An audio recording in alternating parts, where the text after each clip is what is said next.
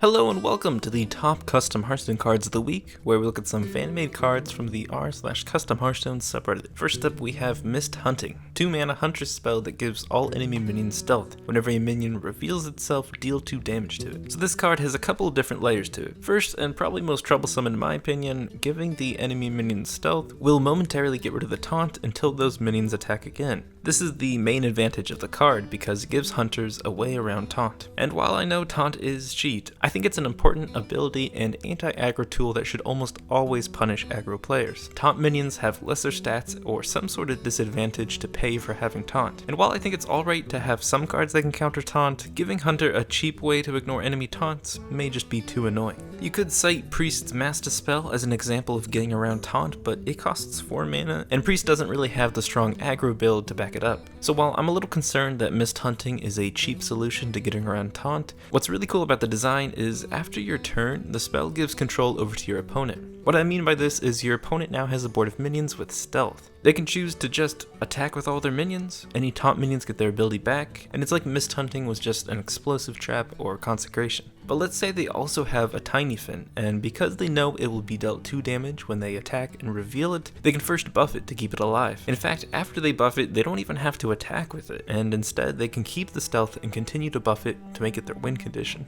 Not every deck is going to be able to take advantage of the stealth. Mist Hunter will just be better against some decks than others, but playing it runs the risk of your opponent using the stealth you give them to beat you. I think Mist Hunting is a great concept. Ignore your enemy board for 1 turn, then deal with the possible consequences. I really like when the card leads to unique board states that you probably wouldn't see using any other card. Devolve often gives your opponent a board of minions that they wouldn't really play, and now both you and your opponent have to play with a board of minions that you both haven't seen in the last 50 games. That's a great way to make a strong card that also freshens up the game, and I think giving your opponent minions stealth is another way of doing this. Unfortunately, I think this card would be more trouble than fun. In my opinion, aggro shouldn't have a cheap way around a board of taunts. Blizzard printed taunt minions that are great against aggro, and these really helped suppress dominating aggro decks like Pirate Warrior. But clearly, aggros are still some of the top tier decks. Maybe the card would be fine if you increase the cost, but I think Mist Hunting is too disrespectful towards taunt. As much as I want to give Rexar Smork, he'll have to get through taunt the old-fashioned way first. Next up, we have Bane Totem Color, 5-mana 3/6 Shaman Legendary with the battle cry, choose a friendly minion, transform all basic totems into copies of them. So the Shaman Totem archetype is an interesting one. Blizzard's printed a totem here and there, but in the Kobold's expansion, they printed cards specifically geared towards a totem deck that had an emphasis on having all 4 basic totems on the board at once. Now I will say, I don't even know if I like the basic totems, more specifically the Shaman Hero Power. Shaman has so many spells and board clears that just rolling a spell power totem can really change the game. I'm sure if Shaman was good right now, the Totem Hero Power would be something to complain about. But besides the RNG of the Hero Power, the new Totem Shaman cards are taking the deck in an interesting direction. Granted, I was never able to make a totem deck that was good, but the gameplay of trying to get a board of 4 totems was something new. I don't know if Blizzard will continue to print cards for Shaman Totem, but Bane Totem Collar could be the game-winning closer for this unique deck. At 5 mana, there's a ton of combos with this card. You can summon Alakir off of Stormcaller, then transform those totems into Alakir and deal 30 damage. I'm guessing this is kind of what the card was designed to do. This is one of those combos that could actually make the 4 basic totem summoning a legitimate threat your opponent would need to play around. It's not that crazy of a combo because besides the 4 basic totem requirement, you also have to draw Stormcaller and Totem Caller, which is a legendary, so unless it's the late game, it's not very consistent. But there are other combos that require less totem synergy to work that don't really sit well with me. Just a simple pairing with Leroy allows a lot of damage. Only having 2 totems on the board gives you 18 burst damage. Totems shouldn't be a 6 damage threat anytime after turn 10 just because you're running Bane Totem Collar. If you can get Malagos to stick a turn, just having a few totems and some damage spells is a pretty easy OTK, and I'm sure there are some other crazy combos with Grumble. The point is, Totem Shaman needs a better reward for summoning 4 basic totems, but I think Bane Totem Collar would be abused in aggro decks, not focused on totem spawning. So here are a few changes I would make. First, the battle cry should require you have all 4 totems. This way, aggro decks can't use 1 or 2 totems as just a bunch of damage. Second, make Bane Totem Collar a 3-mana 3/1. 3 mana is the important part, because I think the combo with Stormcaller should be a little more reachable. At 3 mana, you'll also be able to Hero Power and then play Storm and then Totem Collar to get 30 damage. I just think if your opponent knows you're playing Totem Shaman and they leave 3 totems on your board, then they should be punished. I think it gives totems that much needed respect they deserve. And the 3/1 stats are there just to make it a rager because nobody cares about the stats of this card. And last off, I would make it a common, that way you could play 2 of them. So basically, I wanted to change the card from a powerful legendary to a common minion with a more difficult battlecry requirement. This way, aggro can't use it, it makes having 3 totems on the board by turn 10 a bigger threat, and it's more reliable to draw for a win condition.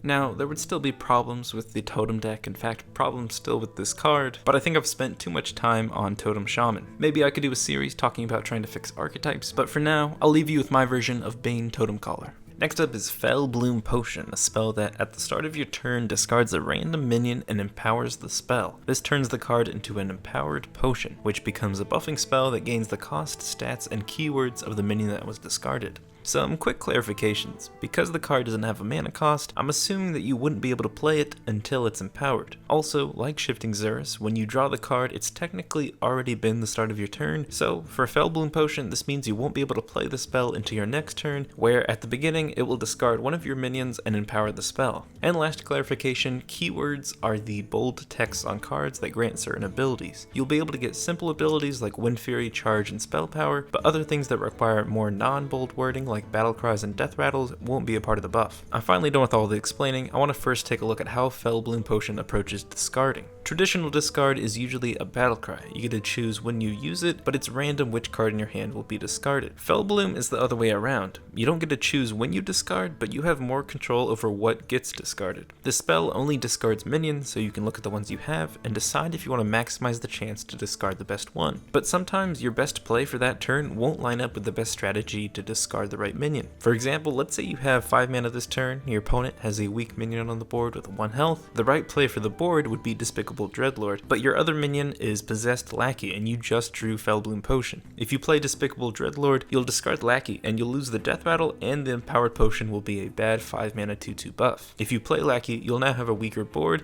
but you'll get the Death Rattle effect and you'll have a better Empowered Potion. So do you go with the play on the board, or do you choose the better buff? When you draw Fel Bloom, the fate of the discard is in your hand. Literally, or at least as literal as a hand of virtual cards can be. It changes discard from playing a card and holding your breath, hoping you discard the right cards, to putting you on the hot seat where you have to make a tough decision on how you want to play the turn. In addition to a great relook at discarding, Fel Bloom Potion is also just really powerful. If you look at some of the other buffs in the game, Blessing of Kings is pretty good at 4 mana 4/4 buff. Bone Mare, don't even talk to me about that pre-nerf card. But the point is, these buffs are really good, and this card in Warlock would possibly make even better buffs. So this brings us to the conclusion. Does combining the discard with the buff equal a balanced card? Well, originally, my biggest fear was that there was going to be problems with some sort of combo that would be good enough for a high tier deck to come out of it. And I think combos like this are kind of boring after a while. But then I remembered, to get this certain buff, you'll need to discard a certain minion consistently. And maybe that can mean not playing very many minions, but it also means that if you drew any other minions in the combo, you'd need some way to ensure you didn't discard them. But it's not like you can play that minion because you need it for the combo, and now you see how there's actually some problems. So my final conclusion is, I think this card would really just work for discard. It works well with any of the discard or discard synergy minions, and it gives the deck some much needed value back. I think you could run this in other decks and try to get lucky buffs, but for the card to see play, it needs to be consistent and powerful. Discarding a minion in most decks is bad tempo, and even if you get a great buff out of it, it's not worth building your deck around the card. It would really only work in a deck that also gets value from discarding, like to complete the quest. I'm always hesitant when looking at discard ideas, but I think Fel Bloom Potion could really be a powerful boost to discard decks and make it more enjoyable to play.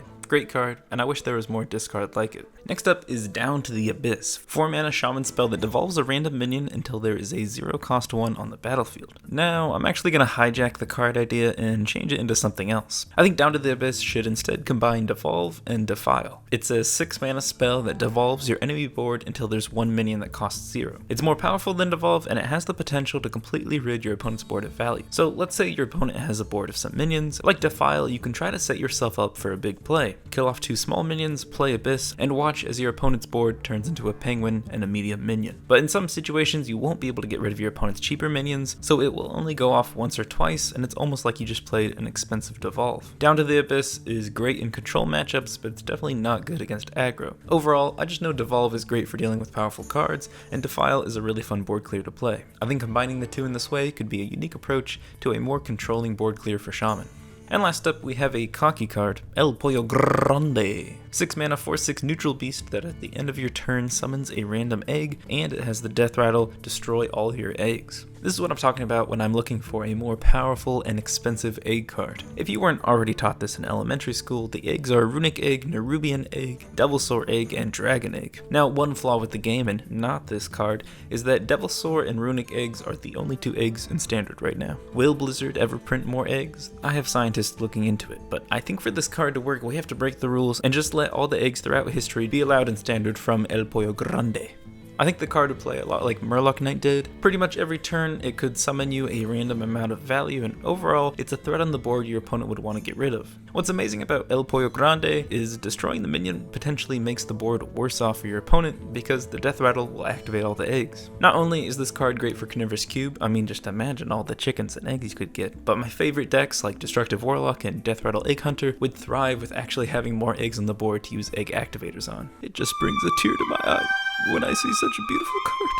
Apoyo Grande! Now let's look at some cards that you all submitted. Guido Guy submitted Nzdormu Timeless One, which, when in play, prevents both players from gaining mana crystals at the end of their turns. I think it should just prevent gaining mana crystals altogether. That way, it also counters Druid ramping cards. It's a cool idea. I don't know what deck would include it, but it would surely be a great way to troll your opponent. Rico got the Unstable Egg, which costs 1 less for each egg that is hatched. I like a powerful 0/9 taunt egg that requires other eggs in the deck to be playable. Carnivorous Cube is crazy with this card, and if there were just a few more eggs in this game, this card would put Egg Warrior on the map. Yosef made Oblivion. Destroying a minion for 2 mana would be super powerful, but it would overload you for the minion's health. This means if you're destroying a big minion, you're basically giving up your next turn. I suppose if you're gonna be completely overloaded next turn, you may as well just play all of your overload cards. I really like Brandon's Unlucky Commander, which has charge and 0 health. Being a paladin class card is a hint, because the only way of getting that charge and 4 attack value would be to hand buff the card. That way, it doesn't die instantly when you play it on the board.